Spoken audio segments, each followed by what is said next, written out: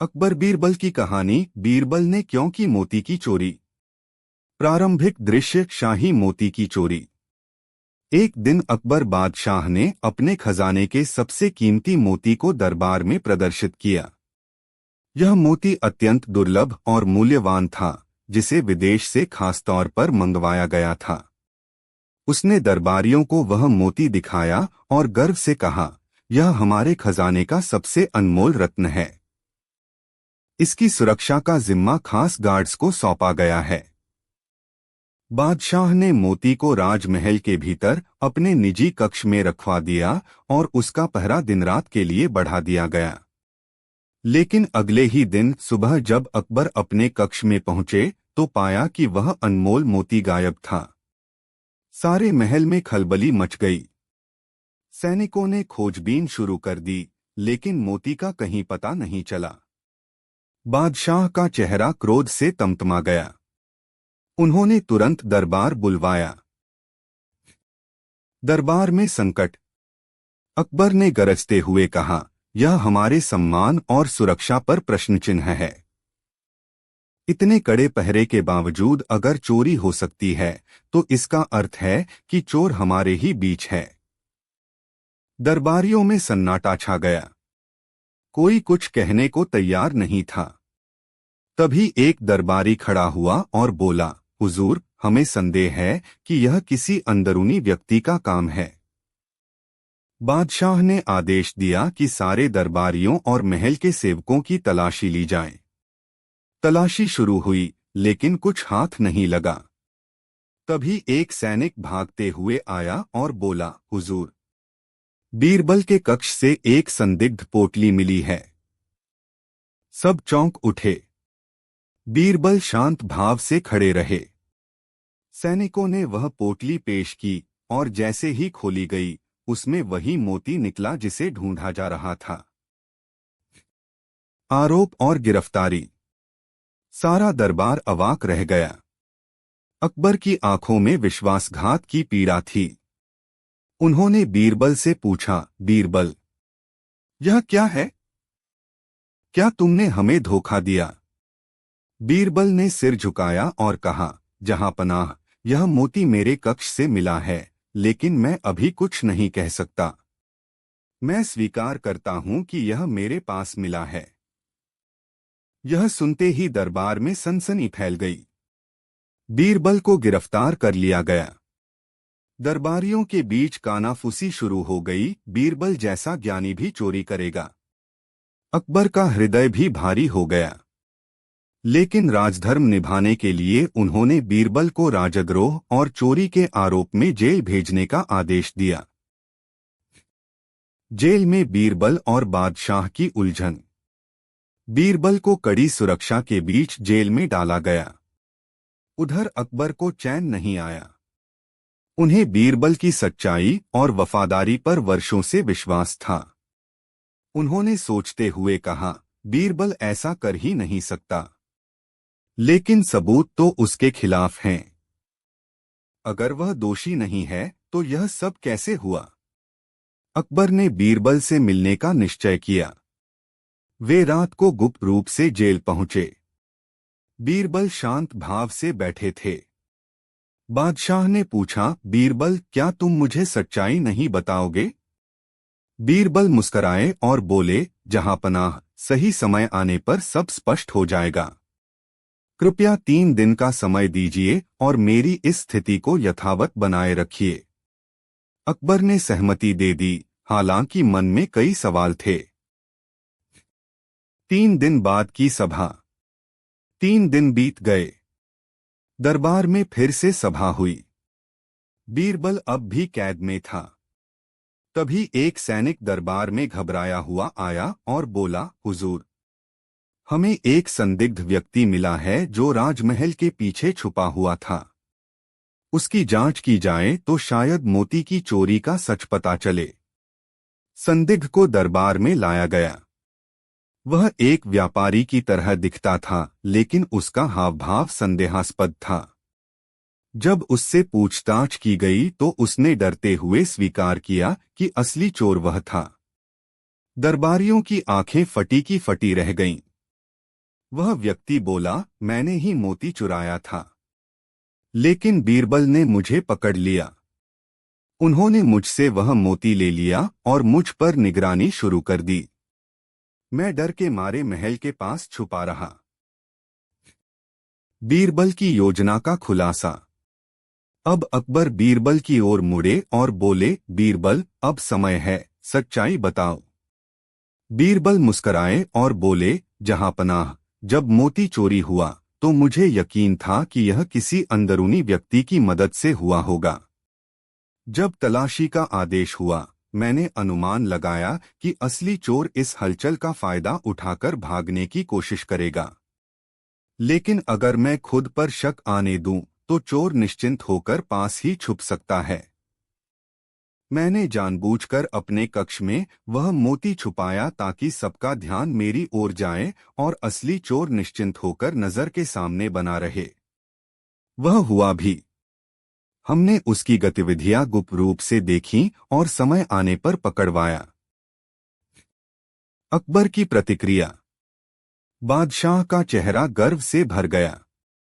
उन्होंने बीरबल को गले लगाया और कहा, बीरबल, तुमने फिर से सिद्ध कर दिया कि तुम्हारी बुद्धि अपार है। तुमने अपने सम्मान और स्वतंत्रता को दांव पर लगाकर सच्चाई सामने लाई। दरबार में तालियों की गूंज उठी। सभी दरबारी जिन्होंने बीरबल पर शक किया था, शर्मिंदा थे। बीरबल ने विनम्रता से कहा, जहांपनाह, सच्चाई की जीत में ही असली सम्मान है। यदि मैं निर्दोष होते हुए भी चुप रहा, तो वह मेरी बुद्धि की हार होती। उपसंहार।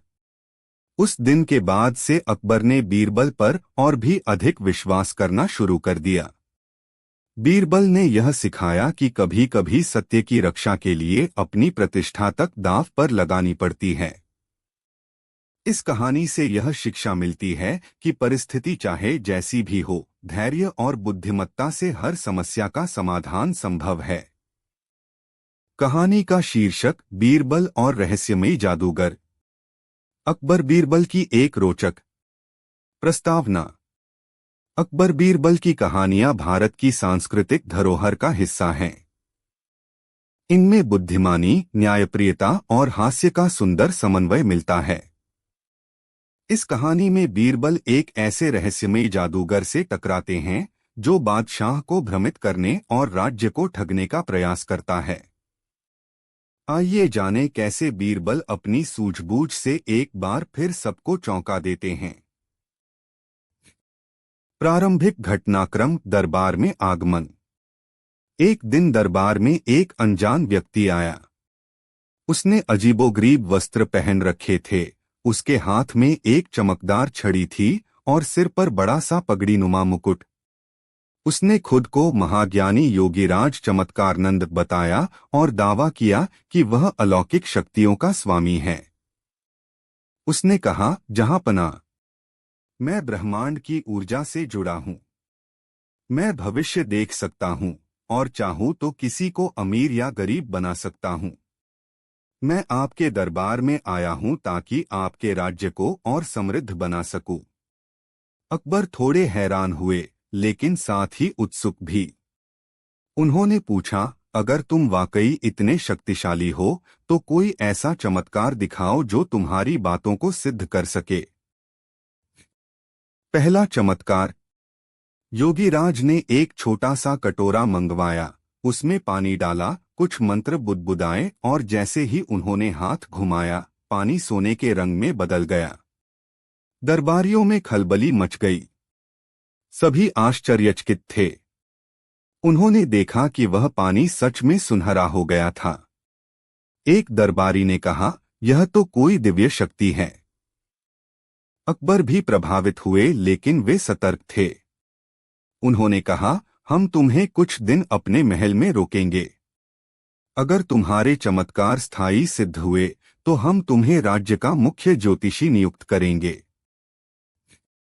बीरबल की शंका। जब बीरबल दरबार पहुंचे, तब तक जादूगर वहां से जा चुका था। उन्हें यह सब सुनकर संदेह हुआ। उन्होंने बादशाह से पूछा, क्या वह व्यक्ति कोई प्रमाण दे सका कि वह सच में जादू जानता है? अकबर ने बताया कि पानी सोने जैसा हो गया था। बीरबल मुस्कराए और बोले, जहांपनाह, क्या वह सोना अभी भी है? अकबर बोले, नहीं, वह तो कुछ समय बाद फिर सामान्य पानी जैसा दिखने लगा। बीरबल ने कहा, तो फिर यह स्थायी चमत्कार नहीं, कोई चालबाजी है। कृपया मुझे कुछ समय दीजिए, मैं उसकी असलियत जानना चाहता हूं। जादूगर का प्रभाव। अगले 2 दिनों में वह जादूगर दरबार में हर दिन कोई नया चमत्कार दिखाता। एक दिन उसने हवा में से फूल प्रकट किए, एक दिन बिना छुए दीपक जलाया। आम जनता भी उससे प्रभावित होने लगी। कई दरबारी तो उसे पूज्य मानने लगे। उसने कहना शुरू किया, अगर आप चाहते हैं कि राज्य पर हमेशा समृद्धि बनी रहे, तो हर महीने मुझे 100 स्वर्ण मुद्राएं और विशेष पूजा की अनुमति चाहिए। अकबर ने उसकी बातों पर विचार करना शुरू किया, लेकिन बीरबल ने विरोध किया। बीरबल बोले, जहांपनाह, यह व्यक्ति हमें भ्रमित कर रहा है। मैं एक परीक्षण करना चाहता हूं। बीरबल की योजना। बीरबल ने एक योजना बनाई। उन्होंने महल के बगीचे में एक गुप्त स्थान पर एक छोटे से मंच की व्यवस्था करवाई और जादूगर को आमंत्रित किया। बीरबल ने कहा, योगीराज, हम आपकी शक्ति की परीक्षा करना चाहते हैं। जादूगर ने गर्व से कहा, मैं तैयार हूं। कोई भी परीक्षा दे दीजिए। बीरबल ने एक घड़ा मंगवाया और कहा, इसमें हमने 5 विशेष चीजें डाल दी हैं। अगर आप सचमुच दिव्य हैं, तो बताएं कि इनमें क्या क्या है। जादूगर ने मंत्र पढ़ने का नाटक किया, आंखें बंद कीं और बोला, इसमें दूध, फूल, चंदन, केसर और गंगाजल है। बीरबल मुस्कराए। उन्होंने घड़े से एक वस्तु निकाली, वह एक मटमैली मिट्टी का ढेला था। बीरबल बोले, महाराज, इसमें हमने सिर्फ गोबर, कीचड़, पत्थर, पत्ते और जल डाला था। ये चमत्कारी वस्तुएं कहां से आईं? सभी दरबारी चौंक उठे। अब संदेह का बीज पनपने लगा। असली पर्दाफाश। बीरबल यहीं नहीं रुके। उन्होंने अगली सुबह पूरे दरबार में एक आयोजन करवाया। वहां पर एक बड़ा डिब्बा रखा गया था, जिसे ढका गया था। बीरबल बोले, योगीराज, अगर आप सच्चे हैं तो इस डिब्बे में क्या है, बताइए। जादूगर थोड़ा घबरा गया, लेकिन फिर भी नाटक करते हुए बोला, इसमें एक दुर्लभ हीरा है। बीरबल ने मुस्कराते हुए कपड़ा हटाया। डिब्बे में एक मुर्गी बैठी थी। अब जादूगर का चेहरा सफेद पड़ गया। लोग हंसने लगे। बीरबल बोले, महाराज, ये हैं इनके चमत्कार। यह व्यक्ति केवल तिकड़म और भ्रम फैला रहा है। यह एक प्रशिक्षित जादूगर है, जिसने कुछ वैज्ञानिक युक्तियों का उपयोग कर सबको मूर्ख बनाया। जादूगर की हार और स्वीकारोक्ति। अकबर ने गुस्से में पूछा, तुमने हमें क्यों ठगा? जादूगर ने डरते हुए कहा, जहांपना, मैं सच में कोई योगीराज नहीं हूं। मैं एक जादू दिखाने वाला हूं। मेरा उद्देश्य केवल दरबार में सम्मान पाना और कुछ धन अर्जित करना था। बीरबल बोले, आपने चमत्कार की आड़ में धर्म और आस्था से खिलवाड़ किया है। यह अपराध है। अकबर ने उसे सजा सुनाई। राज्य में भ्रम फैलाने और धोखा देने के लिए इसे 1 वर्ष के लिए नगर से निर्वासित किया जाता है। बीरबल की शिक्षा। बीरबल ने दरबार में सभी से कहा, सच्चा ज्ञान और शक्ति हमेशा परख से गुजरते हैं। अंधविश्वास से ज्यादा खतरनाक कुछ नहीं होता, और ऐसे झूठे चमत्कारों पर विश्वास करना समाज को पतन की ओर ले जाता है। दरबार में तालियां गूंज उठीं। अकबर ने बीरबल को स्वर्ण मुद्राओं से सम्मानित किया और कहा, बीरबल, जब तक तुम हो, इस दरबार को कोई धोखा नहीं दे सकता। उपसंहार। इस कहानी से हमें यह शिक्षा मिलती है कि सच्चाई और तर्क की परख के बिना किसी पर विश्वास नहीं करना चाहिए। बीरबल की चतुराई और संयम से राज्य को एक बड़ा धोखा झेलने से बचा लिया गया। एल कहानी का शीर्षक बीरबल की अनोखी जांच। अकबर बीरबल की एक बुद्धिमत्ता भरी कहानी। प्रस्तावना। अकबर और बीरबल की कहानियां भारतीय लोक साहित्य की एक अमूल्य धरोहर हैं। इन कहानियों में न केवल मनोरंजन है बल्कि उसमें जीवन के गहरे संदेश छिपे होते हैं। यह कहानी उस समय की है जब दरबार में एक ऐसा मामला आया जिसमें एक ही व्यक्ति पर कई आरोप लगे, परंतु कोई साक्ष्य नहीं था। यह मामला इतना पेचीदा था कि स्वयं अकबर भी उलझन में पड़ गए। अंततः बीरबल ने इस गुत्थी को सुलझाया और सच्चाई सबके सामने आई। प्रारंभ। मामला जो दरबार तक पहुंचा। एक दिन दरबार में एक वृद्ध महिला रोती बिलखती आई। उसके साथ एक युवक था। महिला ने अकबर के सामने आकर कहा, जहांपनाह, मुझे न्याय चाहिए। इस युवक ने मेरी जमीन हड़प ली है और मुझे बेघर कर दिया है। मेरी उम्र अब ज्यादा हो चली है। मैं कहाँ जाऊं? आप ही मेरे सहारे हैं। अकबर ने युवक की ओर देखा। वह काफी शांत और संयमित दिखाई दे रहा था। अकबर ने पूछा, क्या तुमने इस वृद्धा की जमीन हड़पी है? युवक ने उत्तर दिया, जहांपनाह, यह झूठ बोल रही है। जमीन मेरी है और मेरे पूर्वजों से मुझे विरासत में मिली है।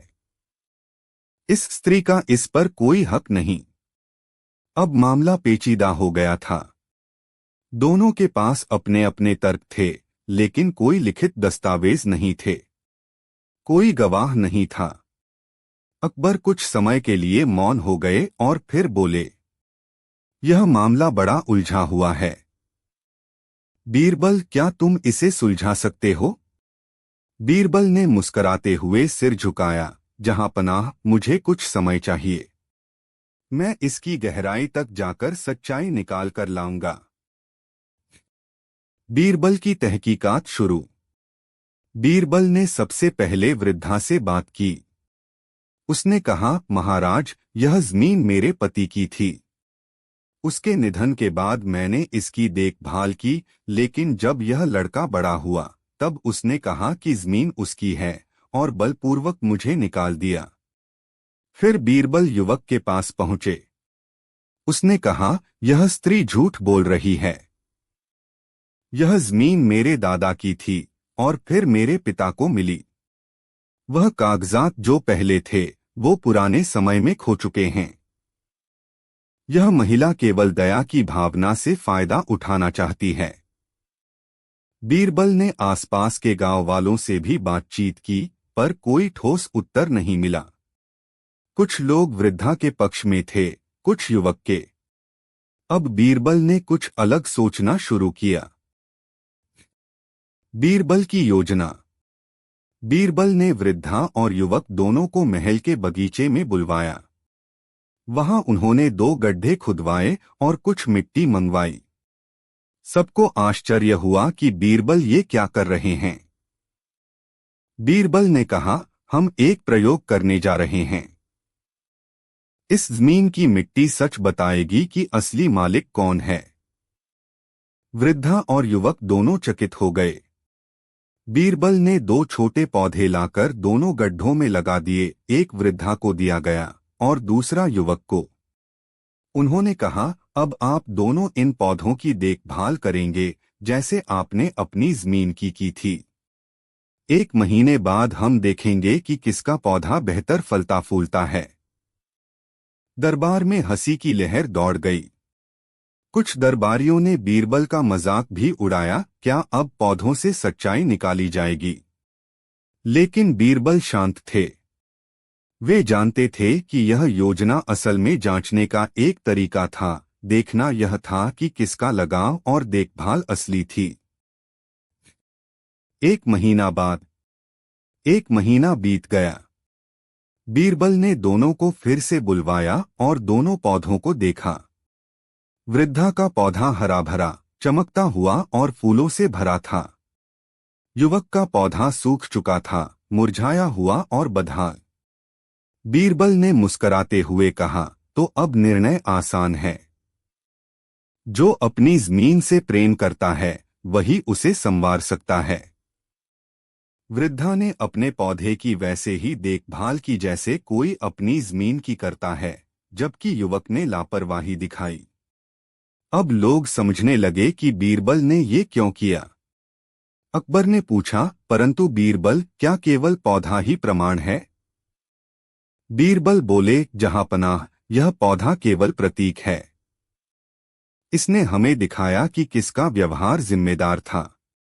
यदि युवक सच में जमीन का मालिक होता तो पौधे की देखभाल उतनी ही लगन से करता। असली मालिक अपनी संपत्ति को ऐसे नहीं छोड़ता।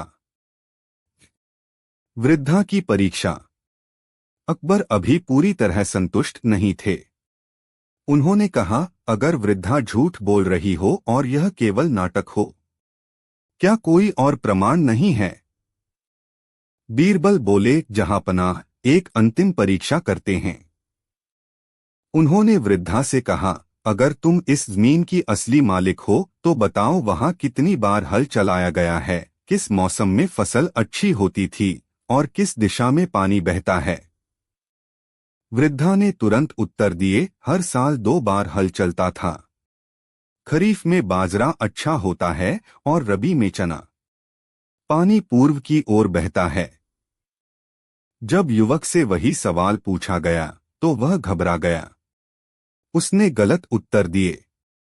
अब सारा दरबार वृद्धा के पक्ष में हो गया। युवक की सच्चाई सामने आ चुकी थी। न्याय का पल। अकबर ने सिंहासन से उठकर कहा, बीरबल, तुमने एक बार फिर साबित कर दिया कि बुद्धि तलवार से ज्यादा तेज होती है। वृद्धा को उसकी जमीन वापस दी जाए और युवक पर दंड लगाया जाए कि वह वृद्धा को बेदखल करने का प्रयास कर रहा था।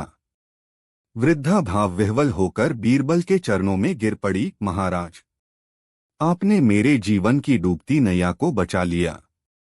बीरबल ने मुस्कुराकर कहा, हम केवल न्याय का कार्य करते हैं, बाकी सच्चाई स्वयं बोलती है। उपसंहार। इस कहानी से हमें यह शिक्षा मिलती है कि सच्चाई को जानने के लिए केवल कागज और बातें काफी नहीं होती। व्यवहार, भावना और जमीन से जुड़ाव असली प्रमाण होते हैं। बीरबल की बुद्धिमत्ता ने फिर यह सिद्ध कर दिया कि न्याय हमेशा धैर्य, तर्क और संवेदना से ही संभव होता है। कहानी का शीर्षक, बीरबल और महाराज की 3 शर्तें। अकबर बीरबल की एक गूढ़ लेकिन मनोरंजक कहानी। प्रस्तावना। अकबर का दरबार प्रतिभा का केंद्र था, लेकिन उनमें सबसे विलक्षण था बीरबल। बीरबल की समझदारी, तर्क और चतुराई ने अकबर को कई बार अंधेरे से रोशनी की ओर लाया।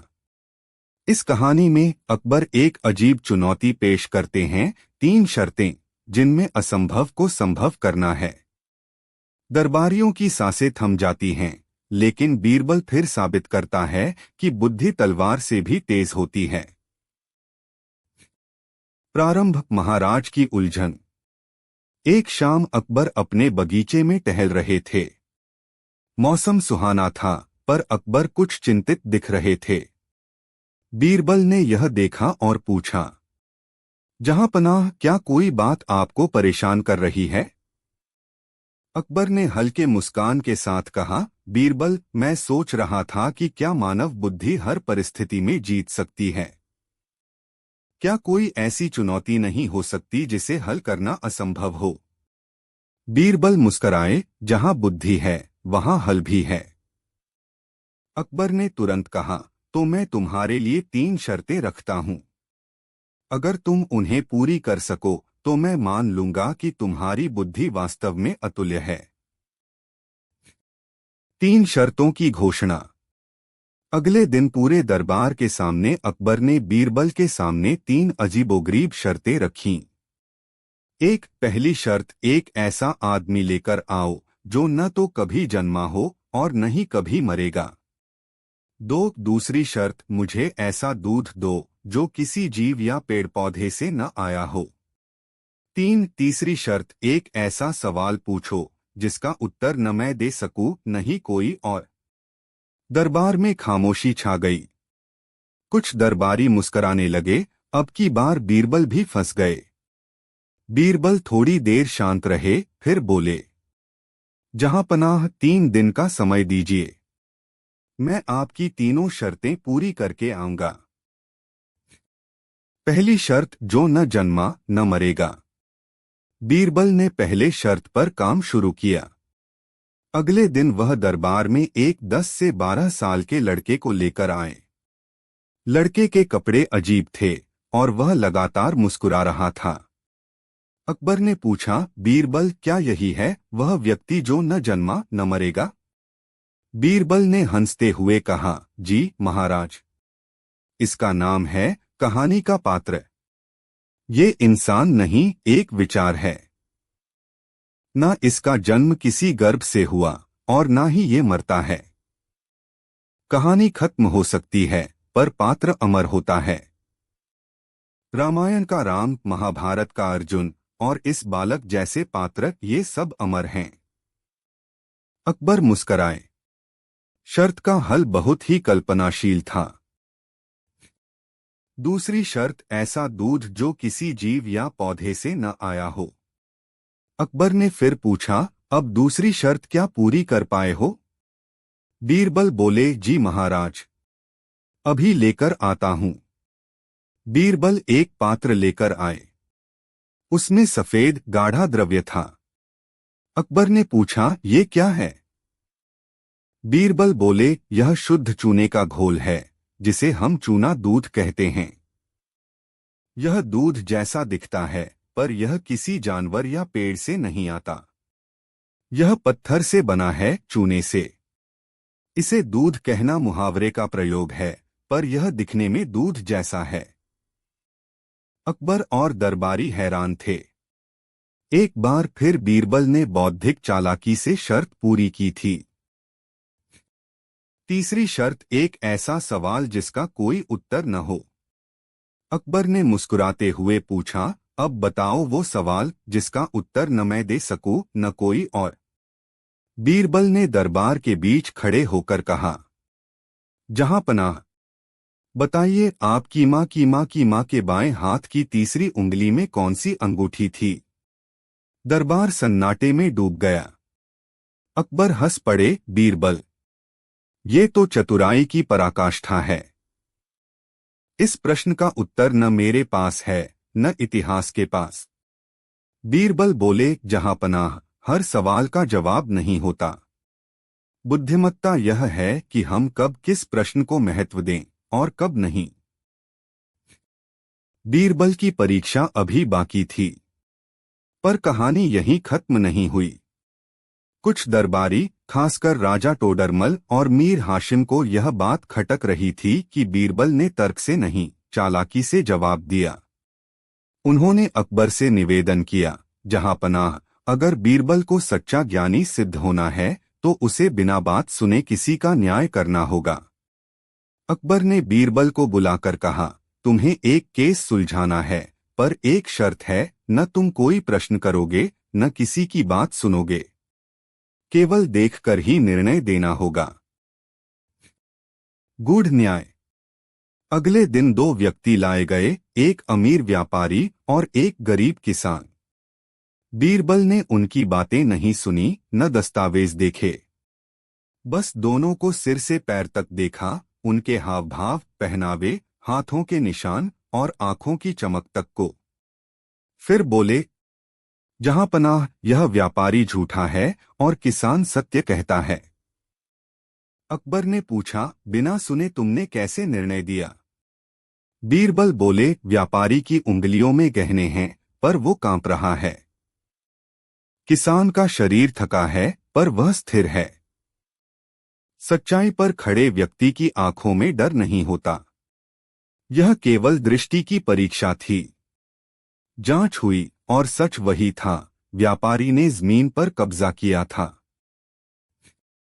अंतिम प्रसंग बीरबल को सजा। अब दरबारियों ने आखिरी चाल चली। उन्होंने झूठी शिकायत की कि बीरबल ने शाही बाग से गुलाब के पौधे चुराए हैं। अकबर ने क्रोधित होकर कहा, बीरबल, क्या ये सच है? बीरबल बोले, जहांपनाह, यदि आप यही माने तो मैं दोषी हूं। अकबर ने कहा, तो तुम्हें एक रात कालकोठरी में बितानी होगी। बीरबल बिना विरोध किए चले गए। अगले दिन जब अकबर उन्हें देखने आए तो बीरबल आराम से किताब पढ़ते दिखे और वहां सैकड़ों गुलाब के पौधे रखे थे। अकबर बोले, ये क्या तमाशा है? बीरबल बोले, महाराज, जब आपने मुझ पर झूठा आरोप लगाया तो मैंने सोचा जो झूठ को मान्यता देता है वहां सच भी दिखाना चाहिए। ये पौधे नहीं, मेरी भावना है जो आपके न्याय की बगिया में अब भी महकती हैं। अकबर शर्मिंदा हुए और बोले, बीरबल, तुमने न केवल शर्तें पूरी की बल्कि अपने विवेक और धैर्य से फिर से खुद को सिद्ध किया है। उपसंहार। इस कहानी से हमें यह शिक्षा मिलती है कि केवल ज्ञान या चतुराई ही नहीं, धैर्य, निरीक्षण, संवेदनशीलता और आत्मविश्वास भी सफलता की कुंजी हैं। बीरबल ने अकबर की तीनों शर्तें पूरी की, न्याय किया और अंत में झूठे आरोप का सामना भी शांति से किया। कहानी का शीर्षक, बीरबल और चोरों की बारात। अकबर बीरबल की एक रहस्यमयी, हास्यपूर्ण और न्यायपूर्ण कहानी। प्रस्तावना। अकबर बीरबल की जोड़ी केवल भारत ही नहीं, पूरी दुनिया में प्रसिद्ध है।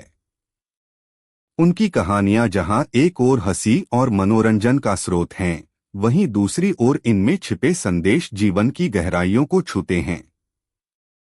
आज की कहानी में बीरबल को एक ऐसे मामले का सामना करना पड़ता है जिसमें चोर न केवल चालाक हैं, बल्कि वे खुद को साधु और दरवेश कहकर दरबार को धोखा देने की कोशिश करते हैं। शुरुआत। दरबार में अजीब फरियाद। एक दिन अकबर के दरबार में एक बूढ़ा व्यापारी हांफता हुआ आया। वह बुरी तरह घबराया हुआ था। उसने कांपते हुए स्वर में कहा, जहांपनाह, मेरी बारात लुट गई। लेकिन बाराती थे ही चोर। दरबार में हंसी की फुसफुसाहट शुरू हो गई। अकबर ने गंभीरता से कहा, ठहरो, विस्तार से बताओ, क्या हुआ? व्यापारी ने कहा, महाराज, मेरी बेटी की शादी थी।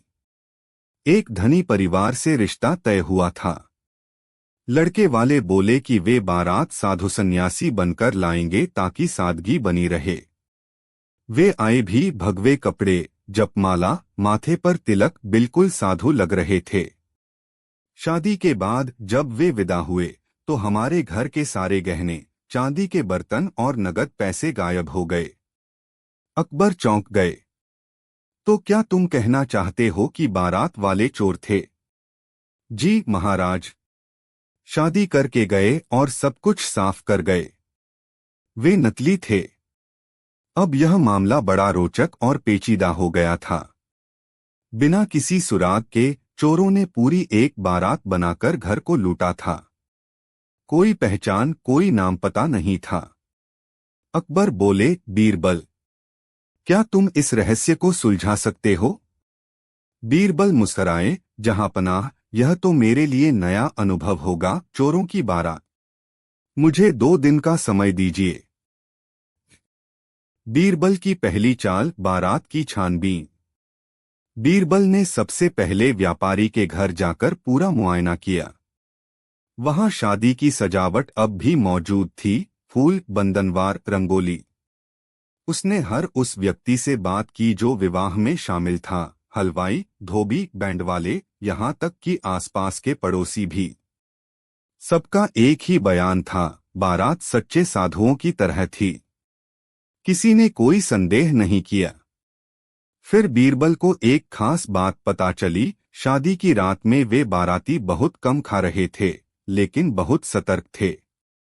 एक सेवक ने बताया कि उन्होंने एक रस्सी और लकड़ी की बड़ी गठरी भी लाई थी, जो उन्होंने विवाह मंडप के पीछे रखी थी। बीरबल की आंखों में चमक आ गई। उन्होंने सोचा, असली साधु रस्सी और बक्सा क्यों लाएंगे। दूसरी चाल, दरबार में भिक्षुओं की सभा। बीरबल ने अकबर से निवेदन किया, जहां पनाह नगर में एक घोषणा करवाई जाए, राजा अकबर सभी साधुओं और सन्यासियों के लिए दरबार में विशेष भंडारे का आयोजन करेंगे। एक स्वर्ण मुद्रिका और सम्मानित उपहार सभी को मिलेगा। अकबर हंस पड़े, तो अब चोरों को मिठाई और इनाम देंगे। बीरबल बोले, नहीं महाराज, अब उन्हें नकाब हटाना होगा। राजा ने आदेश दिया। अगले दिन हजारों की संख्या में साधु और सन्यासी आ गए। कुछ वाकई तपस्वी थे, तो कुछ ऐसे भी थे जिनके कपड़ों में असली साधु वाला तेज नहीं था। बीरबल ने सबको 3 पंक्तियों में बैठाया। फिर एक एक करके उन्हें स्वर्ण मुद्रिका दी जाने लगी। बीरबल हर साधु को ध्यान से देख रहे थे। इसी बीच कुछ साधु ऐसे थे जो बार बार इधर उधर देख रहे थे, अपने चेहरों को छिपाने की कोशिश कर रहे थे। बीरबल ने चुपचाप संकेत दिया, गुप्त प्रहरी उन संदिग्धों का पीछा करें। तीसरी चाल, नकाब उतरता है। उसी रात बीरबल के सिपाहियों ने खबर दी कि 5 संदिग्ध साधु भंडारे के बाद नगर के बाहर एक परित्यक्त हवेली में जाकर छिपे हैं। उनके पास गठरिया और संदिग्ध सामान हैं। बीरबल ने तुरंत योजनाबद्ध तरीके से उन्हें पकड़वा लिया। उनके पास से बरामद हुई चांदी की थालियां, बहुमूल्य गहने और व्यापारी के घर के रेशमी पर्दे। बीरबल ने सच्चाई दरबार में उजागर की। जहां पनाह, यही हैं वे बाराती चोर। ये मूलतः एक गिरोह है जो भेष बदलकर शादियों में शरीक होता है और फिर सब कुछ चुरा लेता है। इन्होंने नकली साधु बनकर व्यापारी को ठगा। ये 5 लोग गिरोह के प्रमुख सदस्य हैं। अकबर चकित थे, बीरबल, तुमने तो जैसे पहेली सुलझा दी, लेकिन कैसे पहचाना कि ये साधु नहीं थे। बीरबल की अंतर्दृष्टि। बीरबल मुस्कराए। जहां पनाह, साधु जितना चाहे भेष बदल ले, लेकिन उसकी चाल और आंखें कभी नहीं बदलती। इन लोगों की चाल संतों जैसी नहीं थी, इनमें भय और गुप्तता थी, त्याग नहीं। और इनकी उंगलियों में धूल नहीं, इत्र की महक थी। एक असली साधु अपना शरीर ढांपने के लिए कपड़ा पहनता है, ये सजने के लिए। फिर बीरबल ने बताया कि कैसे उन्होंने गुप्तचरों के माध्यम से हवेली का पता लगाया और चोरी का सामान बरामद करवाया। न्याय और उपसंहार। अकबर ने आदेश दिया, इन चोरों को नगर के लोगों के सामने दंड दिया जाए और व्यापारी का सारा सामान वापस किया जाए। व्यापारी ने बीरबल के चरणों में झुकते हुए कहा, महाराज, आपने मेरी बेटी की इज्जत और हमारी प्रतिष्ठा दोनों बचा ली। बीरबल ने कहा, जो सच्चा होता है, न्याय उसकी ओर बढ़ता है। केवल आंखों से नहीं, हृदय से देखना जरूरी होता है। अकबर ने दरबार में घोषणा की, बीरबल न केवल बुद्धिमान है, बल्कि जनता की सुरक्षा के लिए भी अडिग प्रहरी है। हम उसे न्याय मणि की उपाधि देते हैं। कहानी का संदेश। इस कहानी से हमें कई बातें सीखने को मिलती हैं। एक, भेष पर नहीं, भाव पर विश्वास करें। साधु दिखने वाला हर कोई साधु नहीं होता। 2, चतुराई के साथ धैर्य। बीरबल ने मामले की गहराई तक जाकर सबूत इकट्ठा किए, जल्दबाजी नहीं की। 3, नेत्रों से नहीं, दृष्टि से पहचानो। असली पहचान भीतर से होती है, बाहरी रूप कभी कभी धोखा देता है।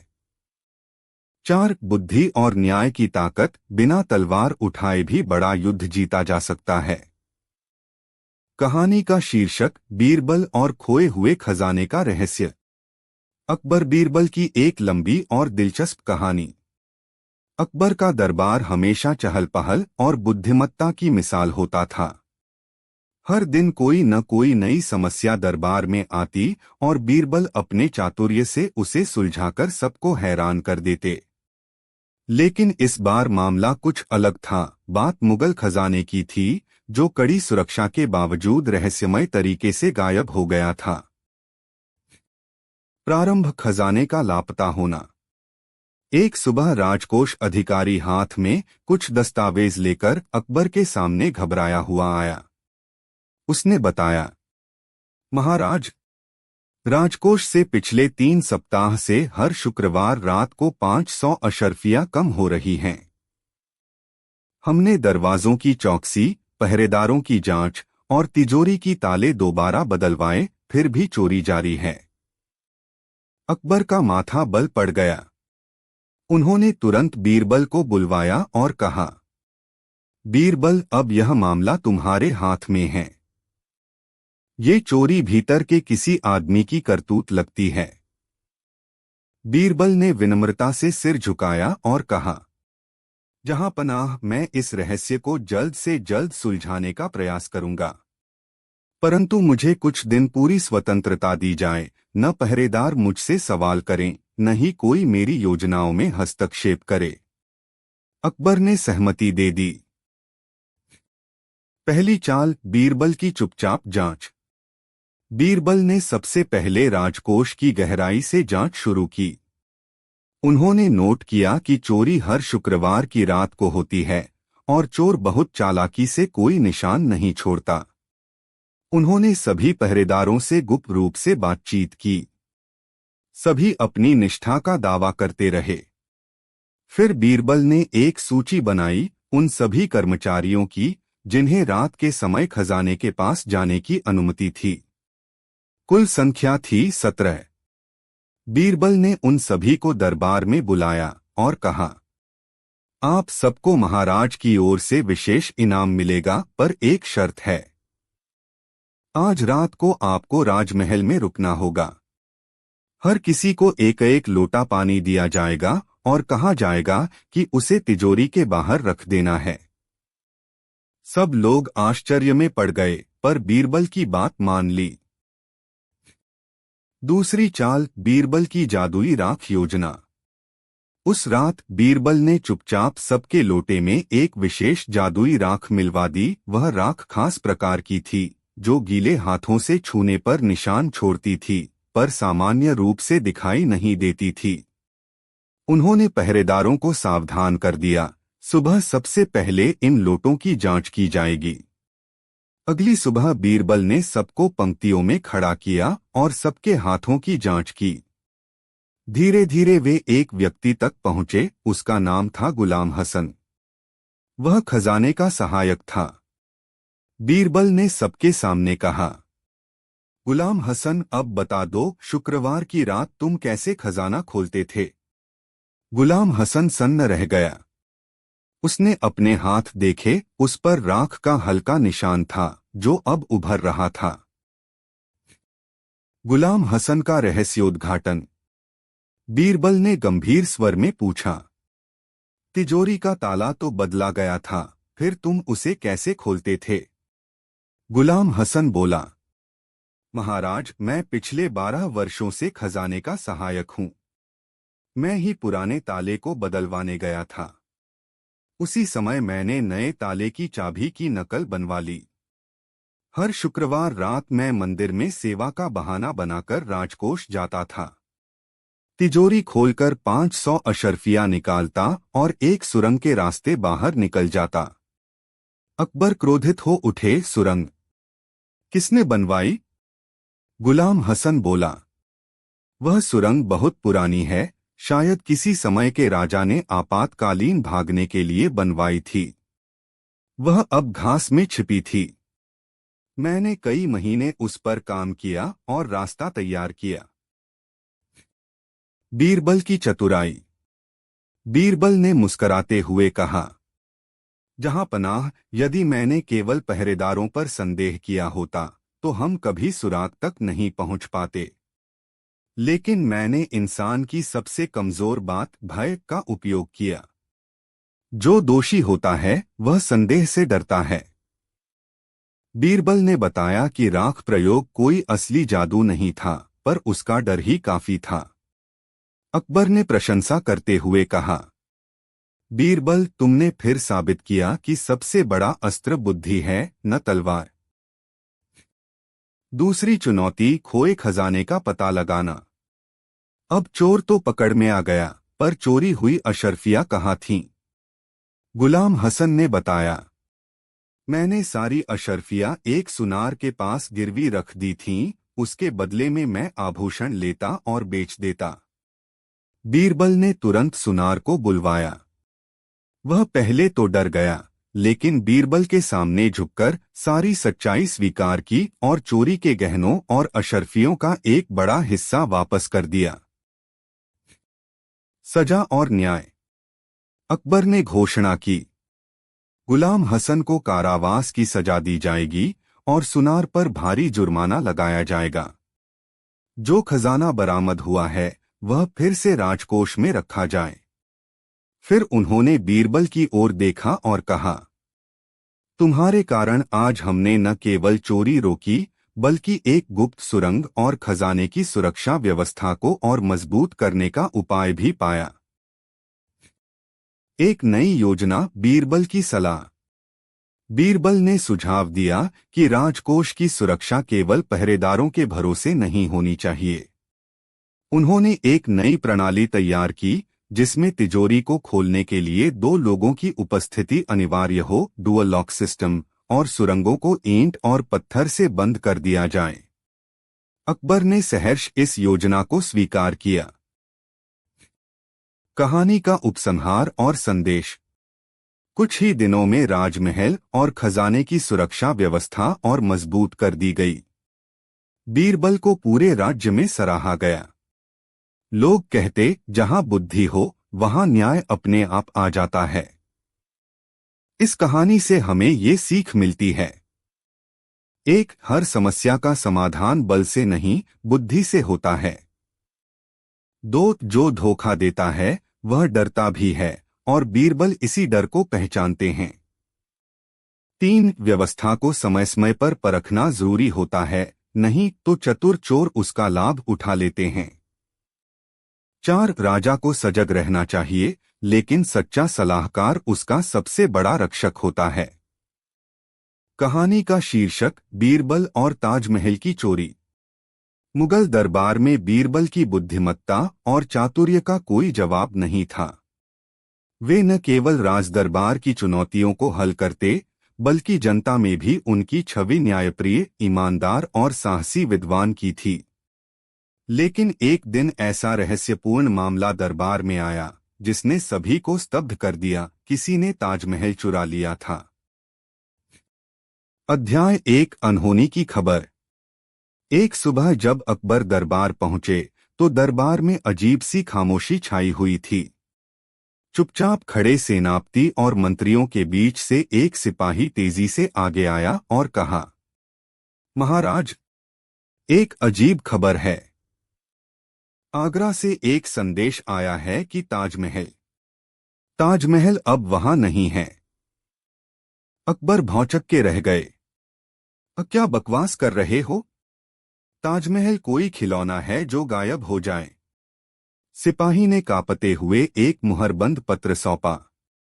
अकबर ने पत्र पढ़ा। उसमें आगरा के प्रबंधक का संदेश था। जहां पनाह, बीती रात एक रहस्यमय घटना घटी है। सुबह जब पहरेदार जागे, तो उन्होंने पाया कि ताजमहल अपनी जगह पर नहीं है। वहां केवल मैदान है, बिना किसी निशान के। हमारी समझ में कुछ नहीं आ रहा। कृपया बीरबल को शीघ्र भेजें। पूरा दरबार सन्न रह गया। अकबर ने तुरंत आदेश दिया, बीरबल को बुलाओ। केवल वही इस रहस्य को सुलझा सकता है। अध्याय 2, बीरबल की पहली प्रतिक्रिया। बीरबल दरबार में आए और पूरी घटना सुनी। थोड़ी देर तक वे आंखें बंद करके सोचते रहे, फिर बोले, जहां पनाह, यह घटना जितनी असंभव लगती है, उतनी ही जटिल भी है।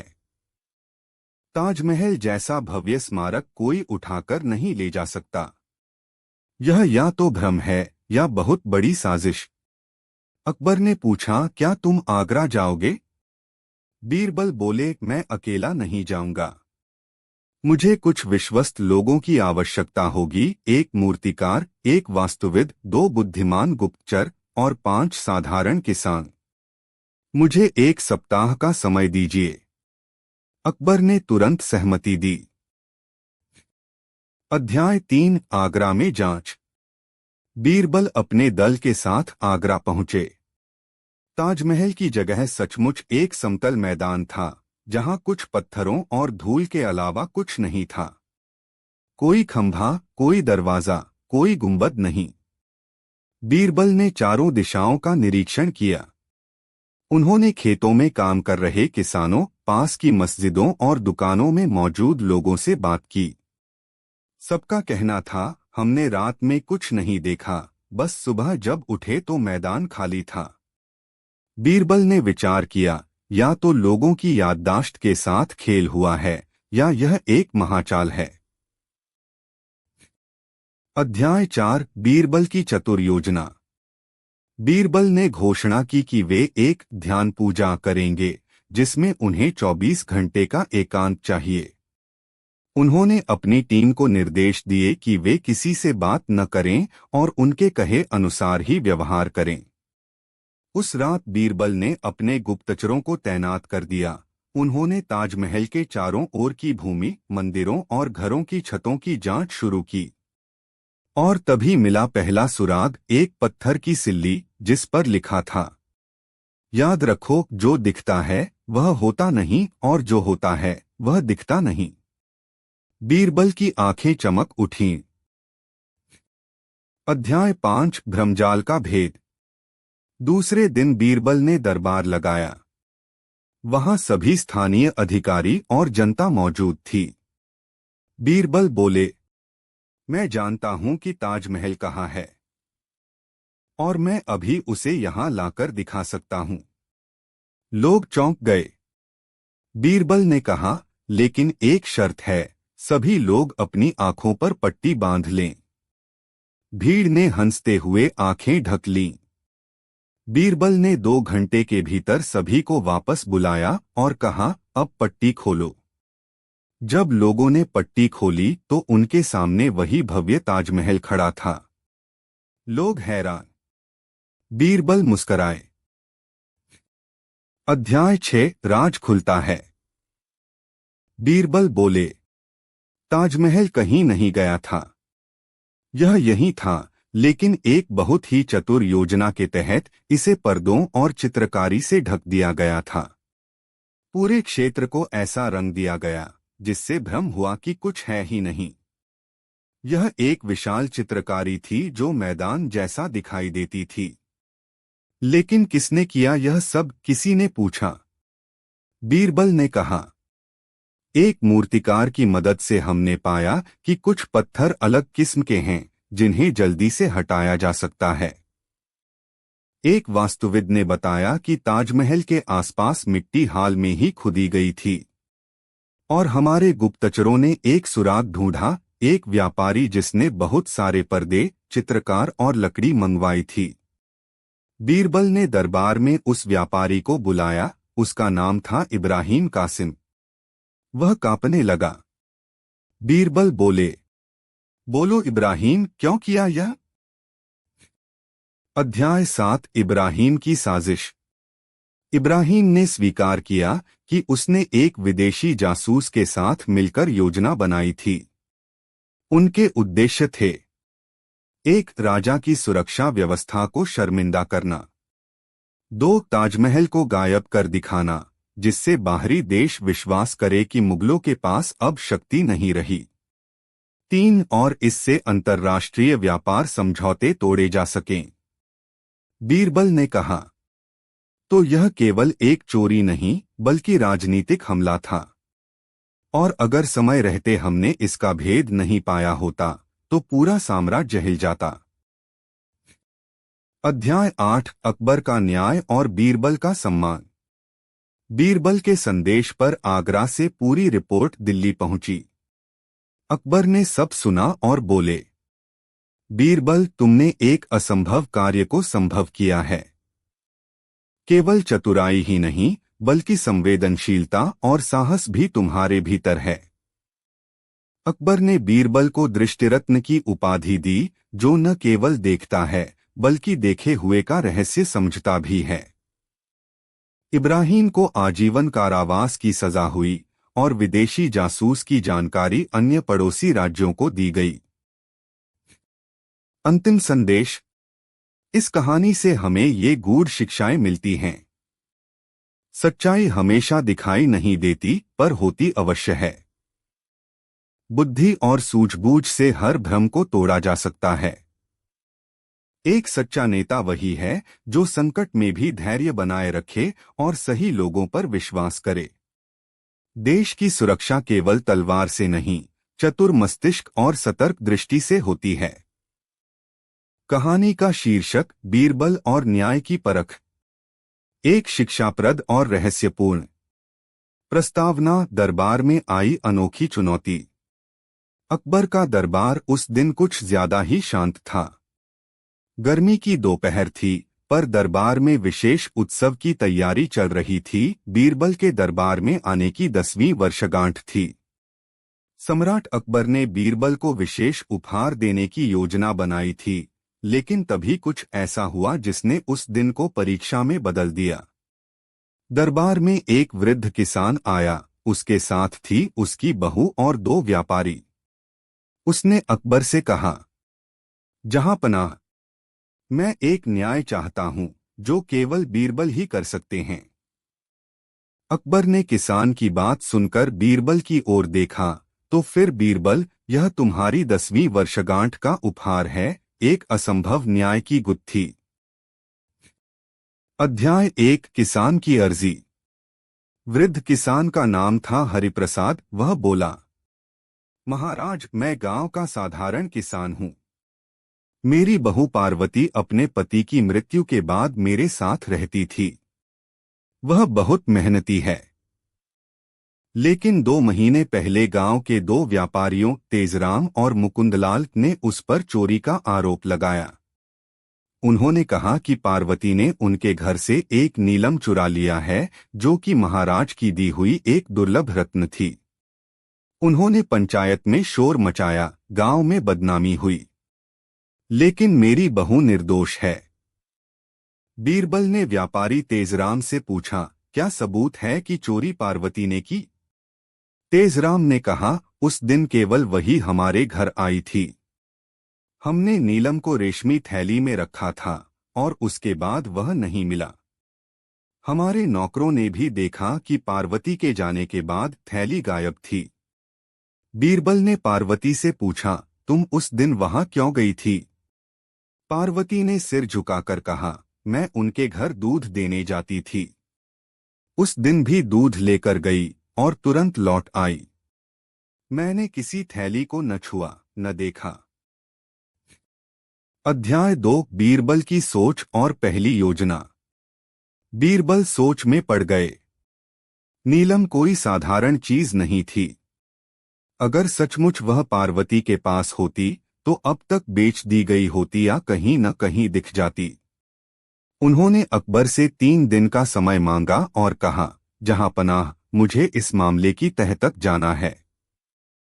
मुझे इस केस से जुड़े सभी व्यक्तियों को अलग अलग स्थान पर ठहराने दीजिए और इन 3 दिनों में किसी को किसी से बात करने की अनुमति न हो। अकबर ने आदेश दे दिया। अध्याय 3। रहस्य की परतें। बीरबल ने एक गुप्त योजना बनाई। उन्होंने अपने गुप्तचर को तेजराम के घर भेजा और वहां के नौकरों से चुपचाप बातचीत करवाई।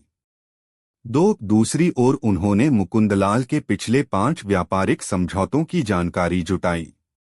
3 उन्होंने पार्वती से उसकी दिनचर्या, जीवन शैली और व्यवहार पर विशेष चर्चा की। 3 दिनों के भीतर बीरबल ने कुछ खास बातें नोट कीं। मुकुंदलाल का व्यापार पिछले कुछ महीनों से घाटे में जा रहा था। तेजराम पर भी एक विदेशी व्यापारी का कर्ज था। पार्वती के पास कोई नई चीज या संपत्ति नहीं थी। सबसे अहम बात यह थी, जिस रेशमी थैली में नीलम रखा था वह भी गायब थी। अध्याय 4। बीरबल का मनोवैज्ञानिक परीक्षण। चौथे दिन बीरबल ने दरबार में सभी पक्षों को बुलाया और एक अजीब सी घोषणा की। मैं एक जादुई तेल मंगवाने वाला हूं जो सच्चाई बताने में मदद करता है। यह तेल जब झूठ बोलने वाले के सिर पर लगाया जाता है तो उसकी आंखें लाल हो जाती हैं। जो निर्दोष होगा उसकी आंखें वैसी ही रहेंगी। सभी चौंक गए। बीरबल ने एक एक करके सभी को भीतर के कक्ष में बुलवाया और तेल लगवाया, जो वास्तव में साधारण सरसों का तेल था। सब बाहर आकर बैठ गए। बीरबल ने एक पल में सबके चेहरे पढ़ लिए। मुकुंदलाल की आंखें डर से फड़फड़ा रही थीं। तेजराम बेचैन था, पार्वती शांत। बीरबल बोले, नीलम का मालिक वही है जिसने उसकी चोरी की योजना बनाई, और वह कोई बाहर का नहीं बल्कि वह खुद का मालिक है। लोग चौंक गए। बीरबल ने कहा, तेजराम अब सच बोलो, नीलम कभी चोरी हुआ ही नहीं है ना? अध्याय 5 तेजराम का कबूलनामा।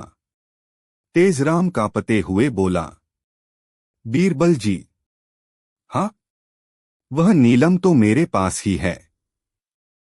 मैंने और मुकुंदलाल ने मिलकर योजना बनाई थी। हमें व्यापार में घाटा हो रहा था और हमने सोचा कि अगर चोरी का आरोप पार्वती पर लगाए तो हम उससे मुआवजा वसूल सकते हैं। साथ ही पंचायत में बदनाम करके हम हरिप्रसाद की जमीन हथिया सकते हैं। दरबार में सन्नाटा छा गया। अकबर क्रोधित हो उठे, लेकिन बीरबल ने उन्हें शांत किया और कहा, जहांपनाह, न्याय की जीत हो चुकी है। अब सजा का समय है। अध्याय 6 सजा और सम्मान। अकबर ने आदेश दिया, तेजराम और मुकुंदलाल की संपत्ति का एक हिस्सा हरिप्रसाद को हर्जाने में दिया जाएगा। दोनों व्यापारियों को 1 वर्ष का कारावास और सार्वजनिक रूप से क्षमा मांगने की सजा दी जाएगी। पार्वती को राज्य की सम्मानित महिला की उपाधि दी जाएगी। अकबर ने बीरबल की ओर देखा और कहा, बीरबल, आज तुम्हारी बुद्धिमत्ता ने न केवल एक निर्दोष महिला की रक्षा की बल्कि समाज के लिए एक संदेश भी दिया कि झूठ कितना भी चतुराई से बोला जाए, सच की रोशनी से छिप नहीं सकता। अंतिम अध्याय, सत्य की चमक। उस शाम दरबार में उत्सव मनाया गया। बीरबल को न्यायव्रतधारी की उपाधि दी गई। हरिप्रसाद और पार्वती सम्मान के साथ वापस गांव लौटे। लोग कहते थे, जहां बीरबल हो वहां अंधकार नहीं टिक सकता। कहानी का सार और शिक्षा। इस लंबी और गंभीर कहानी से हमें कई महत्वपूर्ण सीख मिलती हैं। एक, न्याय केवल गवाहियों से नहीं, अंतःकरण की गहराई से आता है। 2, बुद्धिमत्ता तभी सार्थक है जब उसमें संवेदना और साहस हो। 3, झूठ की चाल कुछ समय तक काम करती है, लेकिन अंत में सत्य की विजय होती ही है। 4, नेता वही है जो संकट में भी स्पष्ट सोच रखे और कमजोर की रक्षा करे।